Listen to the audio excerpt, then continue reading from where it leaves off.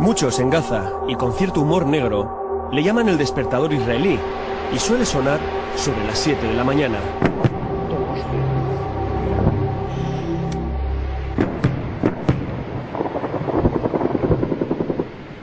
Son las cañoneras de la Marina israelí, que para que quede claro la fragilidad del alto el fuego declarado, se dedica a acosar todas las mañanas a los pescadores de langostinos de la playa de Gaza.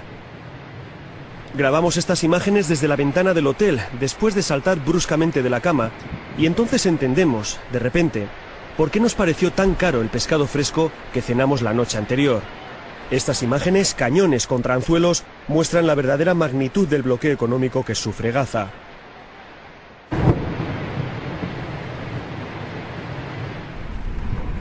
Es nuestro primer día en la ciudad tras el apagón informativo que impuso Israel a la prensa. 22 días de censura militar y propaganda, pero tuvimos fuentes dentro de Gaza, personas que nos contaban por teléfono las calamidades del día a día de una guerra. Supervivientes como el farmacéutico Salah Hassusi, como el sociólogo Ibrahim, que colocó una bandera española en la terraza para convencer a los pilotos de que allí no bombardearan. Como Hassim Farraj, un hombre que es todo sensatez y sabiduría. O como Issam Buhaisi, profesor de económicas en la bombardeada Universidad Islámica de Gaza, considerada por Israel la universidad de Hamás.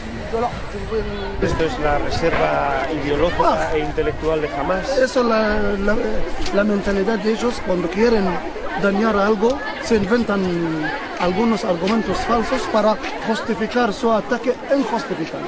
La Universidad Islámica, la más antigua de la franja, la que más alumnos tiene, es el vivero de donde han salido todos los líderes políticos de Hamás. Buhaisi insiste en que allí no hay ninguna actividad militar o bélica, aunque reconoce que casi todo su alumnado es simpatizante de la organización. Soy orgulloso de ser alumno y profesor de esta universidad, por su aporte al pueblo, a la sociedad palestina. Y eso de terroristas es una gran mentira. Que haya en la universidad carteles de los llamados Shahids, los mártires de las milicias de Hamás, no es ninguna prueba, dice Buhaisi, pero sí es un indicio para el periodista de lo complicado que es distinguir quién es quién en el único lugar del mundo gobernado por una organización considerada terrorista por la Unión Europea.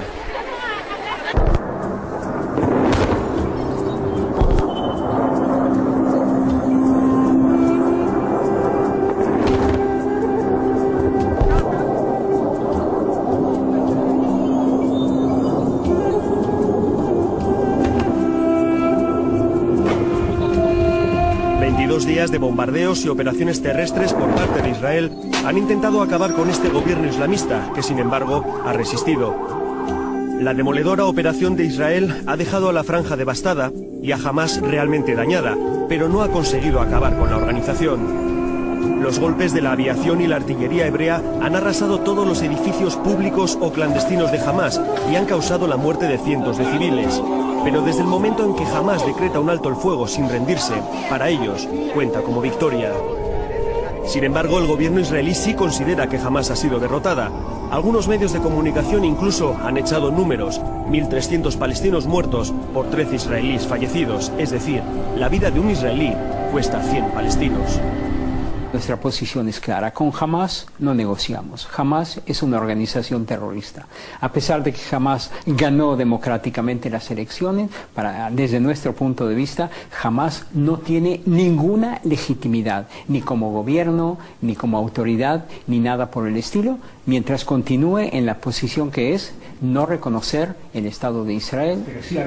Harel es consciente de la erosión de la imagen de Israel, de que es difícil explicar que ellos se sienten las víctimas del conflicto, que es complicado convencer al mundo de que los cohetes caseros de Hamás, que han matado a 25 personas en 8 años, necesitaban una respuesta tan contundente en muertos.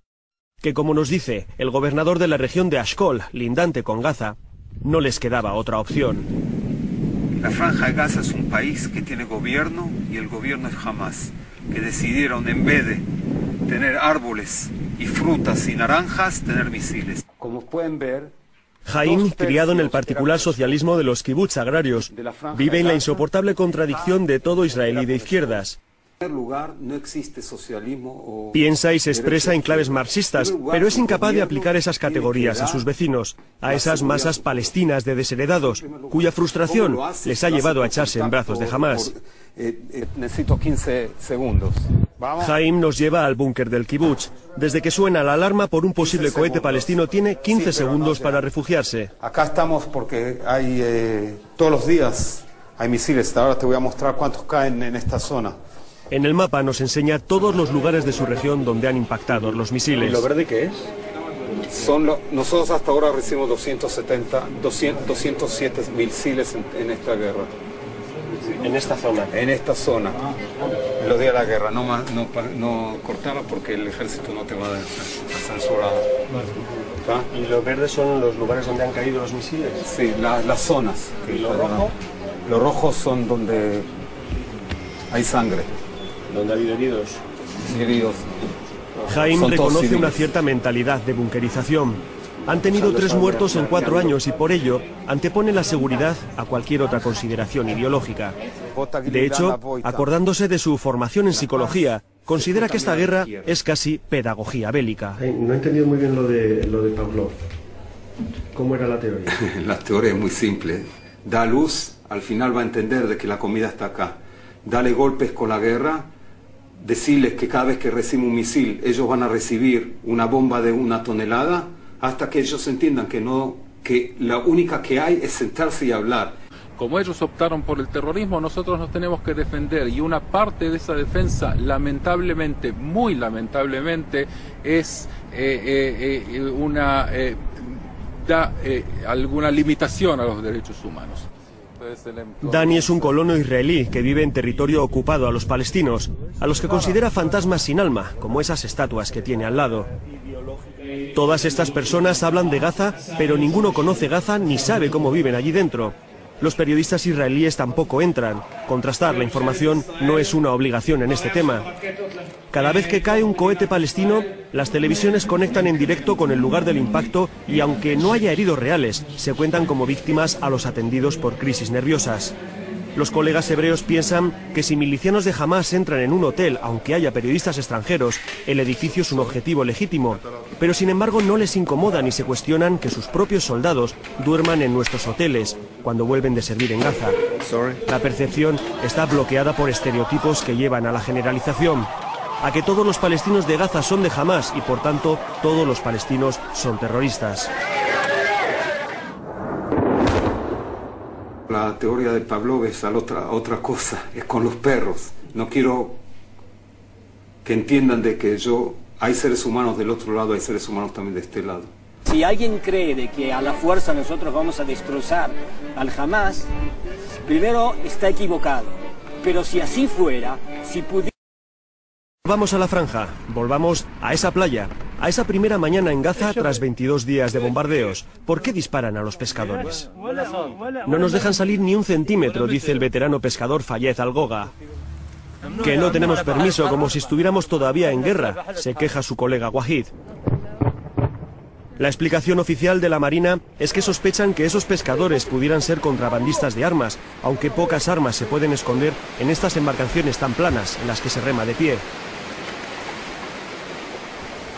Pescar en las aguas de Gaza es probablemente más peligroso incluso que pescar en las aguas de Somalia.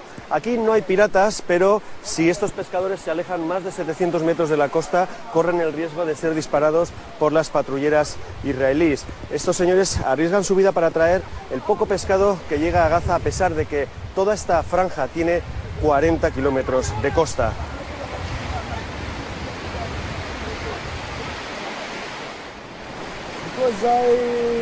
Mohamed El Rubai dice que tiene que salir, que se tiene que arriesgar, que tiene que dar de comer a sus hijos. Los disparos y las explosiones, nos cuentan, matan a numerosos peces con la onda expansiva y el resto huye hacia zonas más tranquilas, es decir, que estos hombres realmente están arriesgando sus vidas por casi nada. Hace unas semanas los misiles israelíes hundieron en este mismo puerto los pocos barcos que tenía Hamás. La destrucción en el puerto es más que evidente, como en toda la ciudad de Gaza, como en toda la franja. Gaza tiene 40 kilómetros de largo y 14 kilómetros de ancho. Aquí viven 1,5 millones de personas, con la densidad de población más alta del mundo. Lanzar un misil contra estas casas es una lotería existencial para todas las viviendas de alrededor. Hablamos con el teniente Yanif, piloto de combate. Él sí que ha estado en Gaza estos días, en más de 100 misiones de ataque. Jamás usa la gente, usa los colegios, los hospitales, las mezquitas, lo usa como esquito humano.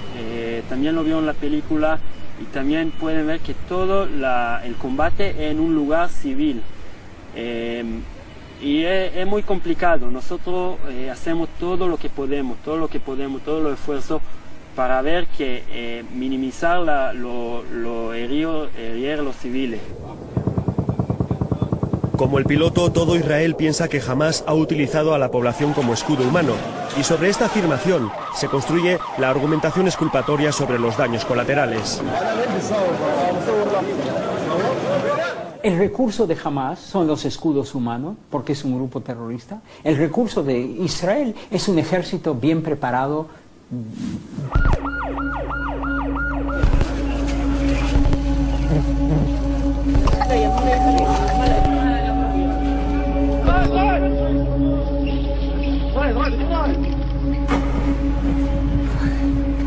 Nos acercamos al hospital Al-Shifa para poner caras y nombres a algunos de esos daños colaterales.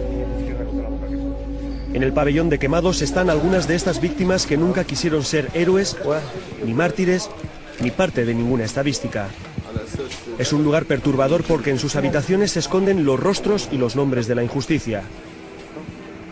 Rostros como el de Shabah Abu Salima, una presunta víctima de las ilegales bombas de fósforo blanco. Inmóvil en la cama, no ha dejado de llorar en silencio desde que le dijeron que ha perdido a su marido, a sus 3 hijos y a una de sus hijas. Desde entonces gestiona su duelo en absoluta introspección. No ha vuelto a hablar con nadie.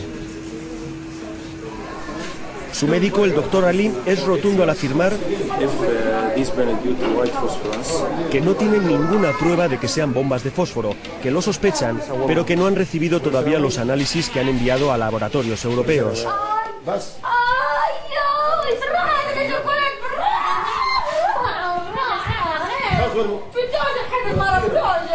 En cualquier caso, las quemaduras que traen estos heridos no las habían visto nunca. Son tan diferentes, tan profundas, tan dolorosas, que han tenido que aplicar nuevas técnicas quirúrgicas como el llamado desescombrado, es decir, extirpar de cuajo todo tejido infectado, ya sea piel, músculo o hasta hueso.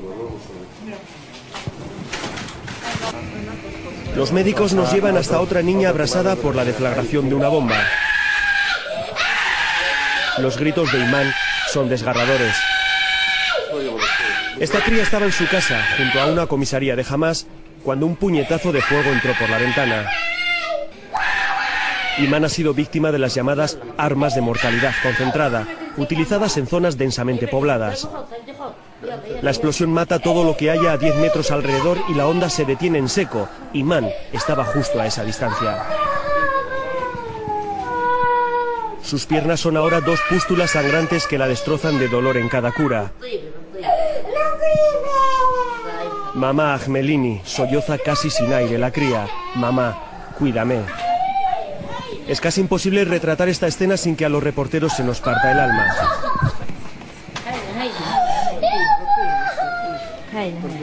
Y no es la única niña en la planta. Rawan está igual que ella. También con las piernas destrozadas y sometidas a una cura de dudosa esterilidad. Sus gritos, su terrible sufrimiento, nos aleja de cualquier comprensión racional sobre los efectos secundarios de una guerra.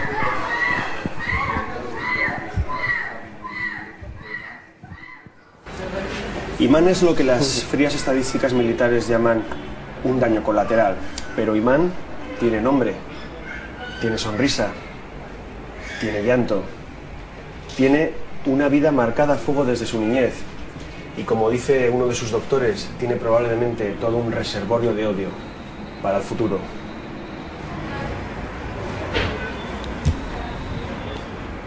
El odio puro, la esencia del odio, Señor, la esencia. Esta siembra que siembra Israel por todas las ruinas que han visto ustedes o van a ver, esta siembra que hay ahí, esta va a sembrar terror. Eso sí, esa es la semilla del terrorismo.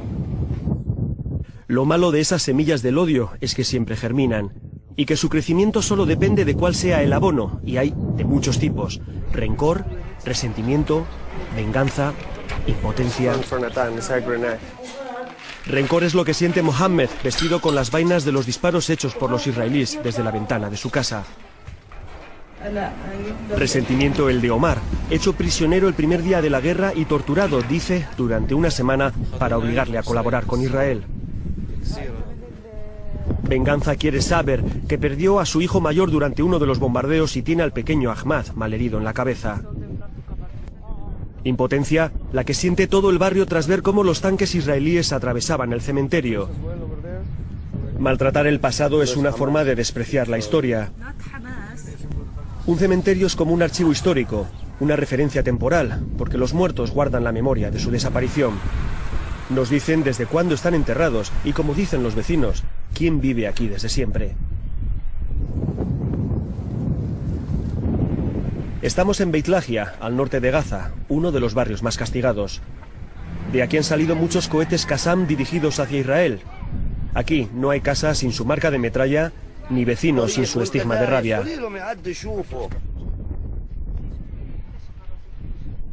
Este es un barrio miserable, donde los niños deambulan solos y descalzos por las calles sin asfaltar. No hay luz, no hay agua corriente. La pobreza extrema lleva a lealtades extremas, por eso jamás triunfa en el barrio. Cuando no tienes nada material a lo que aferrarte, tampoco tienes nada que perder.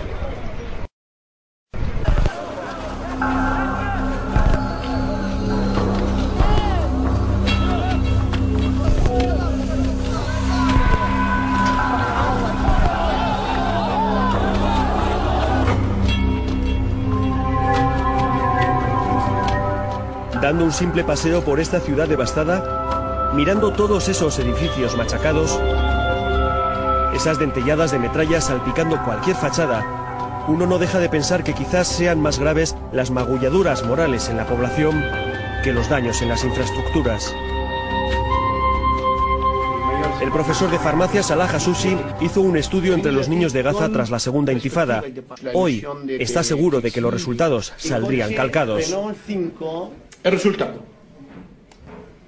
que sí han tenido miedo, que sí hacen la orinación nocturna, pero cuando le preguntamos la pregunta, ¿qué piensas hacer cuando seas mayor? Dice vengar. Vengar. Vengar. ¿Vengar de mí? ¿De quién? De Israel. Hassusi no vota a Hamas, pero entiende a los que lo hacen. Se ha puesto una corbata para recibirnos, una imagen muy diferente a la que tenía durante la guerra, cuando logramos hacerle llegar una cámara para ver cómo lo estaba pasando. Entonces toda la familia dormía en el despacho, sin luz, sin agua y con toneladas de angustia en el cuerpo. Igual de mal lo pasaron en la familia Farraj, a quien también grabamos durante los días de bombardeos. Al menos Hassim ha recuperado estos días la sonrisa, aunque este oftalmólogo, que ya ha visto demasiadas guerras en su tierra, siga siendo un monumento al pesimismo. Llegará un momento en que de Gaza saldrá los más fanáticos del mundo. Nos cuenta Farraj que no han podido ni ducharse durante los 22 días de guerra. Hasta aquí tengo que lavar la mano toda. Cuenta que encontraron en el patio trozos del misil que reventó el Parlamento palestino a 100 metros de su casa. Nos acercamos al edificio destruido. Dos parlamentarios de Hamas han montado un improvisado despacho en las escaleras para recibir a delegaciones extranjeras. Esto era la sede del Parlamento Nacional Palestino. Los israelíes dicen que han atacado un edificio público de Hamas. Aquí trabajaban 79 de sus diputados, pero también los otros 52 diputados que formaban parte de esta asamblea. Para el resto de los palestinos, esto es un ataque contra la sede de su soberanía nacional. Porque ahora en Gaza manda Hamas, elegido democráticamente, pero mañana puede ser cualquier otra formación. El Parlamento debería ser el mismo, pero Israel ha decidido que todo lo que controla Hamas es de Hamas y no del futuro Estado palestino. Israel está haciendo no es contra un partido político o un grupo o milicia, es un ataque contra todos los palestinos. La destrucción masiva de Israel abarca todo lo que hemos construido en Gaza para el futuro Estado palestino está siendo destruido. Por eso también han destruido la residencia del primer ministro Ismael Haniyeh, el líder más visible de Hamás. Esta pila de escombros es todo lo que queda de la oficina en la que Cuatro le entrevistó hace ahora 2 años. Es que la comunidad internacional... Desde el concepto israelita, pero desde el concepto palestino no se puede decir que Hamás es un terrorista. Es un defensor al pueblo. Las palabras de Ibrahim, doctor en ciencias políticas en la Complutense, revelan la compleja sociología del microcosmos palestino. El hijo mayor de Ibrahim, policía leal a la Autoridad Nacional Palestina, fue asesinado por elementos de Hamás en las luchas fratricidas de hace 2 años. Ibrahim nunca votará a Hamás, pero nunca dirá que es una organización terrorista, sino una opción política legal que ganó las elecciones y que ahora ocupa el gobierno de Gaza. Por tanto, dice, los edificios públicos no pertenecen a Hamás, sino al pueblo. Por ejemplo, el Ministerio de Economía y Hacienda. Cuando subimos a lo que había sido un 4º piso de oficinas, varios funcionarios trataban de recuperar todo tipo de documentos, declaraciones de la renta, planes fiscales, certificados de pago. Todos estos son balances de cuentas y impuestos y tasas. Y estáis tratando de recuperar todo lo que hay aquí. Todos los archivos de este ministerio han sido destruidos. No había duplicado porque nadie imaginaba que se iba a bombardear el Ministerio de Hacienda. Esos legajos son más que números. Ahí está gran parte de la economía de Gaza, de la responsabilidad fiscal de sus gentes, de la estabilidad financiera de la franja. Y todo ha sido devorado por el fuego. Incluso nos enseñan todavía ardiendo lo que dicen que es un resto de una bomba de fósforo blanco. Dicen que esto es todavía un resto de una supuesta bomba de fósforo que todavía está ardiendo, pero bueno, es incomprobable, ¿no? Después de tantos días, no sé qué aspecto. Hasta 16 bombas y misiles fueron lanzados contra este complejo ministerial. Un ataque que obviamente debía dejar rastros en los edificios colindantes. En el hospital Al-Quds, que resultó dañado. En la sede de la Media Luna Roja, que ardió entera. En sus ambulancias aplastadas por los escombros. En los bloques de apartamentos en los que vive gente como el catedrático de inglés, Asad Abu Sharh. Lo que Israel quiere es hacer un holocausto contra el pueblo palestino. Y han decidido considerar a cualquiera como miembro de Hamás. Estamos viendo una verdadera tragedia humana palestina, y la tragedia humana palestina se llama Hamás, porque ellos lo han aceptado, ya sea por miedo, ya sea porque no tienen más remedio, ya sea porque lo quieren. Vamos a entrar en el zoo de la ciudad de Gaza. Ahí está, Gaza Zoo. Un zoo siempre es una especie de termómetro de la devastación que supone una guerra, porque normalmente la gente que se dedica a cuidar a los animales no viene a trabajar durante el periodo de guerra y los animales suelen morir de inanición. Allí se ve, parece que hay un animal muerto, parece un avestruz. Es un avestruz. Uno de los 2 ejemplares que había en el zoológico de Gaza. Este es el otro.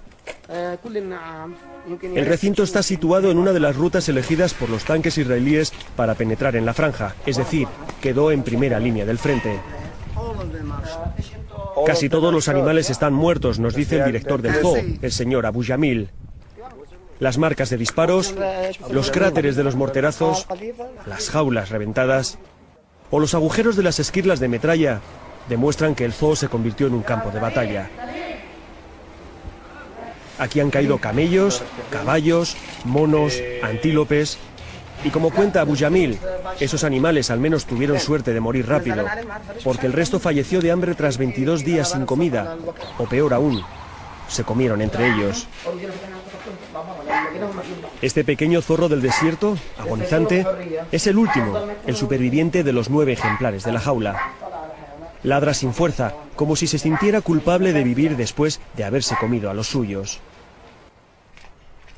El gerente nos dice que encontraron a la pareja de leones refugiada en el edificio de administración y que ya entonces tenían esa mirada triste que Abu Jamil no duda en calificar de estrés postraumático.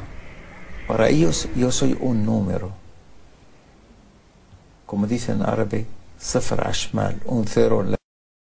Yo no puedo permitir a mí mismo hacer un error, porque sé que si voy a hacer el error voy a matar o los soldados míos que están muy cerca, o civiles que están muy cerca de ellos. Utilizar aviones F-16 en campamentos de refugiados en Gaza simple y llanamente es un crimen de guerra. Ahora ellos nos tiran misiles a los civiles, nosotros tratamos de matar al terrorismo, digamos nosotros. Haciendo bajas civiles también. Siempre, siempre. Cuando llegas a la guerra, es la parte triste.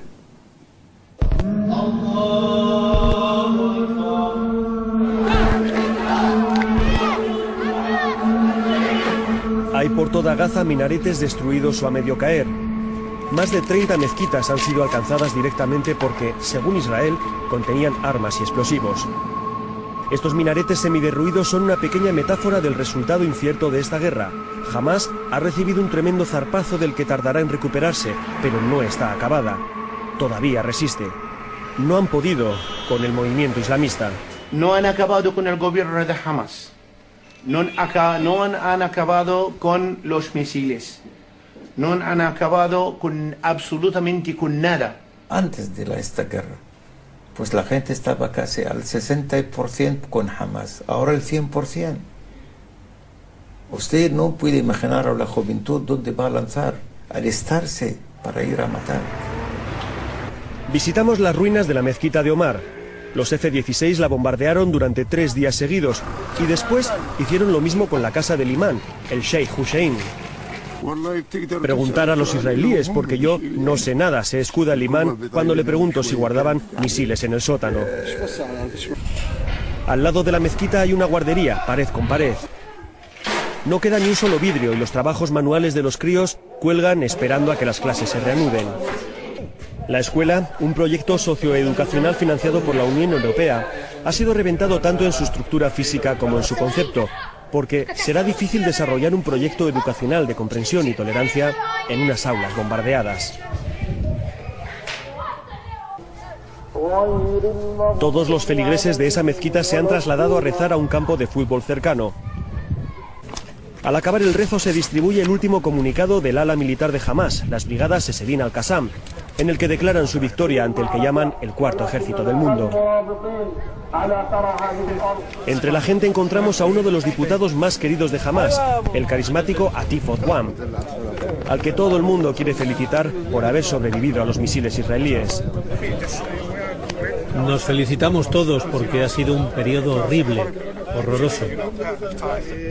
Es difícil entrevistar a este parlamentario sin que alguien nos interrumpa para abrazarle. Pese a lo que dicen los panfletos triunfalistas repartidos por su ala militar, Odwan se muestra más realista. Nosotros hemos perdido mucho. Hemos perdido gente, armas, muchas cosas, pero por lo menos hemos mantenido el apoyo popular. Su baño de multitudes parece demostrarlo. A solas, sin el coro de seguidores, asume que su movimiento ha sido devastado por la maquinaria bélica israelí, pero en público mantiene el discurso de la resistencia. Es que aguantar durante esa situación era lo más importante, porque si nos hubiéramos rendido, hubiéramos perdido todo. Nuestras vidas, nuestras casas, todo. Dinero, mezquitas, escuelas. No se ha destruido más gracias a la resistencia. Aunque jamás ha reducido la visibilidad de sus milicianos al mínimo, su presencia en la franja es abrumadora. Hay carteles por todos los lados con los líderes eliminados por Israel en operaciones de asesinatos selectivos. Hay fotografías de los caídos en acciones o reventados por su propia bomba al asesinar a ciudadanos israelíes. Es la iconografía del martirio. Hay policía que en teoría es del gobierno palestino, sea cual sea su signo, pero que en la práctica está cooptada por simpatizantes del movimiento, como estos jóvenes que vigilan los restos de una comisaría atacada. Hemos ganado, nos dice este. Era una lucha entre el bien y el mal. Y nosotros somos los buenos, afirma sonriente. En el mismo cruce vigilado por estos policías se encuentra la frutería del señor Batiti. La tienda parece abastecida. Hay fresas, naranjas, manzanas, no hay sensación de escasez alimentaria. Le pregunto de dónde viene el género. Israel. Viene de Israel toda la fruta. Se me hace extraña la idea de que ahora la mayor parte de la comida que se consume en Gaza proceda del mismo país que ha atacado la franja. Y el propio frutero es consciente de esa contradicción. Sí, primero nos matan, reconoce, y luego nos alimentan con su propia comida. Quizás Samer tenga razón. Quizás no le queda otra opción. Por eso, para que el negocio, como dice él, continúe, después de arreglar los cristales de su frutería reventados tras la explosión de un misil en esa comisaría cercana, tiene que vender la única fruta que a su vez le vende a él, como dice, su propio enemigo. El bloqueo israelí de la franja desde hace 3 años, el verdadero nudo gordiano del conflicto, obliga al 1,5 millones de gazalíes a subsistir de las ayudas internacionales, de las ONGs y de la decisión de Israel de abrir más o menos los pasos fronterizos para dejar pasar esa ayuda humanitaria. Hay exageración, a mi juicio, de la situación humanitaria en la cual viven los ciudadanos de Gaza. Si no reciben ayuda hoy, no comen mañana. Lo reconoce Israel. El 80% de los habitantes de Gaza dependen de las Naciones Unidas para alimentarse y vestirse. Así que cerrar las fronteras es someter a la población a un sufrimiento innecesario, a no ser que se quiera castigar a todos porque jamás ganó las elecciones. El poeta palestino Mahmoud Darwish definió muy bien lo que es un asedio, cuando la vida se vuelve tiempo, cuando hay memoria del principio y olvido del final. Pero vamos a poner algunos ejemplos a esos versos certeros. Miles de olivares y naranjos han sido arrancados de cuajo por los tanques, privando a la población del escaso género cultivable en la franja.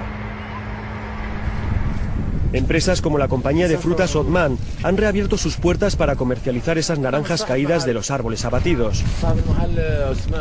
Pero el gerente me enseña miles y miles de cajas apiladas, vacías y podridas desde que Israel incrementó su bloqueo económico de la franja. El negocio, me dice, está en quiebra. Otro ejemplo, los vecinos tienen que hacer enormes colas para conseguir rellenar sus bombonas de gas desde que Israel cerró las tuberías hace 2 meses. El invierno está siendo frío. Aquí intentan que cada bombona dure por lo menos un mes, es decir, se duchan con agua fría y utilizan lo imprescindible para cocinar, porque rellenar cada bombona cuesta 25 euros. Israel, saliendo de Gaza, cerró todas las puertas y se quedó con las llaves, y convirtió a Gaza en la prisión más grande del mundo. Es mucho más grave y peligrosa que Guantánamo. No creo que es esta imagen de una especie de un lugar en el cual rodeado por fronteras. La franja de Gaza no está rodeada por fronteras. Sí hay todo tipo de vallas electrónicas que permiten conservar un poco más la seguridad de Israel. Que la prensa no haya podido entrar en Gaza durante la guerra significa que la franja se puede cerrar y está cerrada. Que ningún palestino pueda salir de allí si no es con el permiso de Israel significa que Tel Aviv mantiene el control. Quizás por eso, y quizás porque los palestinos siempre tienen hueco para el humor negro, el producto estrella de la tienda de souvenirs de Gaza es una taza que dice: sonríe, estás en la cárcel más grande del planeta.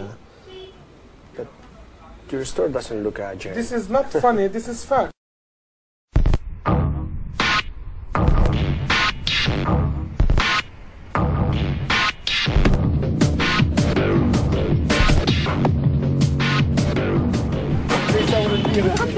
Y como el tradicional método de escapar de una cárcel es hacer un túnel, en el sur de la franja de Gaza, en Rafah, en esos 14 kilómetros de frontera que linda con Egipto, los palestinos han excavado centenares de túneles para traer mercancía de contrabando desde el otro lado.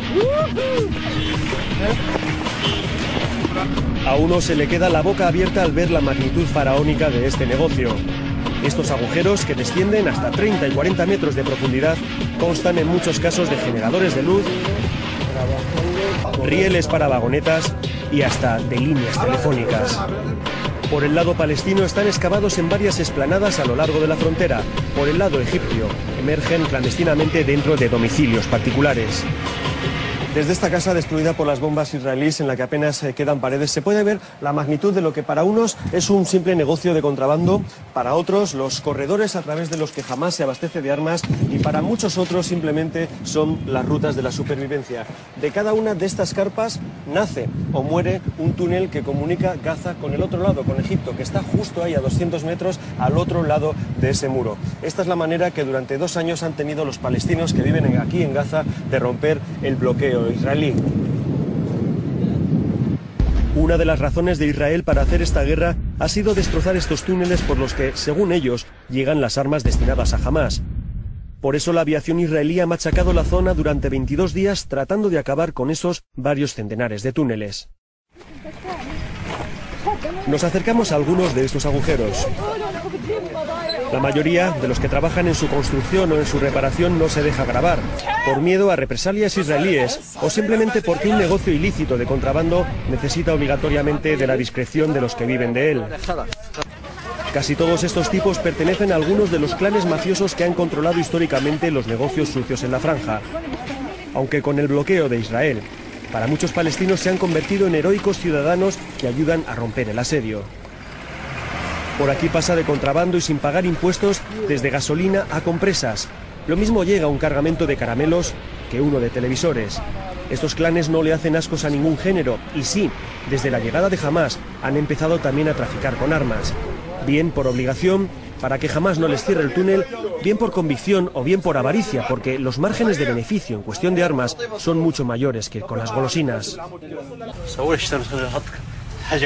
Ahmed, nombre supuesto, nos deja bajar a uno de los túneles.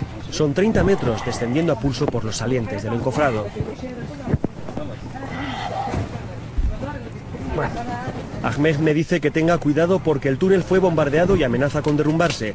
Ahí debajo, enterrado por la arena, dice que está su último alijo. Estamos a 30 metros de profundidad en uno de los túneles de Gaza. A 700 metros al otro lado de este túnel está Egipto. Por aquí es por donde todos estos contrabandistas traen los alimentos de primera necesidad que faltan aquí en Gaza debido al bloqueo económico, pero también las armas con las que se abastece Hamás. Se habla de más de 50 personas muertas por derrumbes mientras excavaban túneles en estos terrenos arenosos. Pero la cifra será seguramente mayor porque no siempre se quiere decir que alguien falleció haciendo algo ilegal. Israel puede que haya conseguido taponar muchos de estos túneles, pero muchos otros están ya operativos. Los aviones también bombardearon el pequeño mercado que se instalaba aquí todos los días con el género contrabandeado desde Egipto, lo cual demuestra la desfachatez con la que estos delincuentes convirtieron una necesidad humanitaria en un negocio colosal. Y todo a tiro de piedra de la frontera de Egipto, a la vista de sus guardias de fronteras.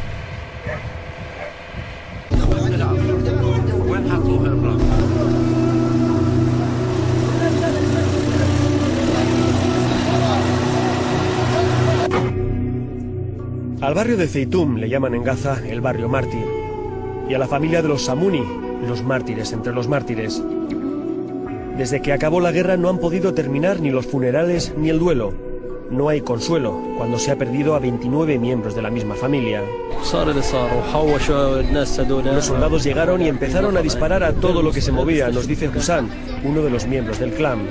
El barrio está devastado, huele a muerto y a muerte. Miles de pollos de una granja cercana perecieron en las explosiones y ahí siguen tirados. Y los servicios de rescate nos dicen que probablemente quede algún cuerpo todavía bajo los escombros. Le pregunto a Hussan si sus casas fueron quizás refugio de milicianos armados. No, me asegura, no había gente de Hamás, aquí todos somos granjeros. Mientras algunos miembros de la familia rebuscan entre las piedras para recuperar algún pedazo de su pasado, voluntarias internacionales se acercan a darles algo de confort y calor humano a una gente cuya mirada revela su estado de shock. Las Naciones Unidas les traen todos los días unas bolsas de comida que consumen a la intemperie y otras ONGs reparten entre los niños fotocopias de algunos de los artefactos explosivos o minas que pudieran hallar entre las ruinas para que no los toquen.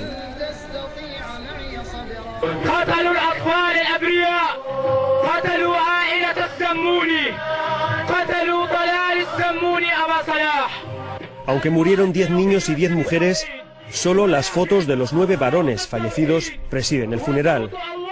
Es curioso que aunque los Samuni eran granjeros y todos ellos, nos repiten, civiles, el cartel de los mártires lo firma el partido Al-Fatah. Mientras que fuera hay una escolta permanente de la policía de Hamas y al micrófono, recitando el nombre de los fallecidos y arengando a los vivos, hay un sujeto de la yihad islámica.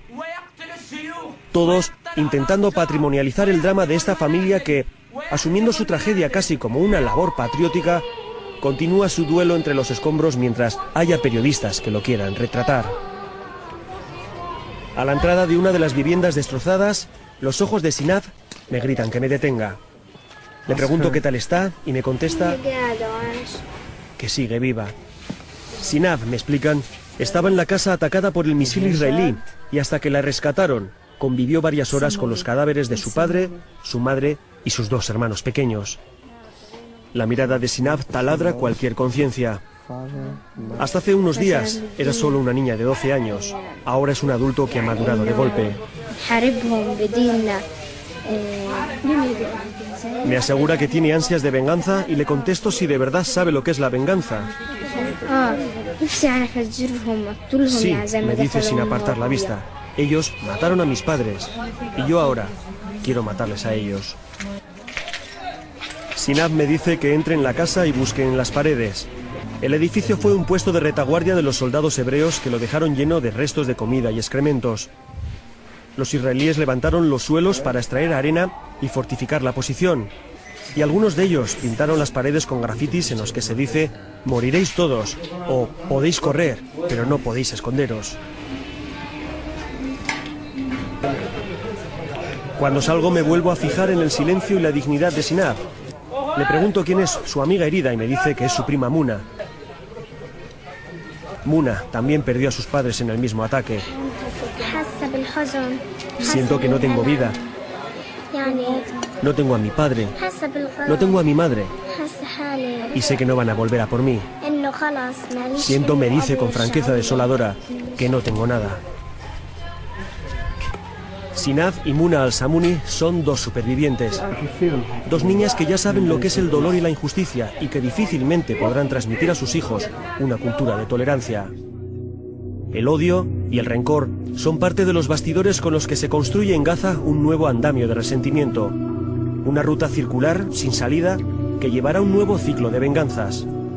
En Gaza nadie duda de que Israel y Hamas se volverán a enfrentar. La única duda es cuándo.